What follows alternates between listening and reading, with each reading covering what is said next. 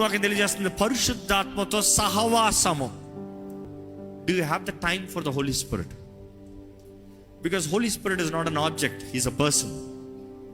పరిశుద్ధాత్ముడు వస్తువు కాదు తీసి పాకెట్లో పెట్టుకుంటానికి, ఆయన వ్యక్తి, సహవాసం చేస్తానికి. పరిశుద్ధాత్ముడు ఏదో ఒక బొమ్మ కాదు తెచ్చి ఇంట్లో దేవుడు బొమ్మ పెట్టుకుంటానికి, ఆయన వ్యక్తి. నువ్వు ఆయనతో మాట్లాడాలి, నువ్వు ఆయనతో సంభాషించాలి, నువ్వు ఆయనతో బ్రతుకుని గడపాలి. ఆయన నీ స్నేహితుడిగా, నీ సహకారిగా, is your counsellor, he is your comfort, ఆదరణకర్తగా, నీకు అన్ని విషయాల్లో నీకు మంచి చెడులు నేర్పించే వ్యక్తిగా ఉన్నాడు. నువ్వు వెళ్ళవలసిన త్రోవలను నేను నడిపించే వ్యక్తిగా ఉన్నాడు.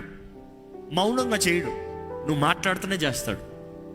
మౌనంగా నడిపించాడు. చేయి పెట్టుకుని చాలామంది అనుకుంటారు చేయి పెట్టుకుని లాక్కుని వెళ్ళిపోతాడని. కాదు కాదు కాదు కాదు ఆయన నీ పక్క నుండి నేను నడిపిస్తాడు.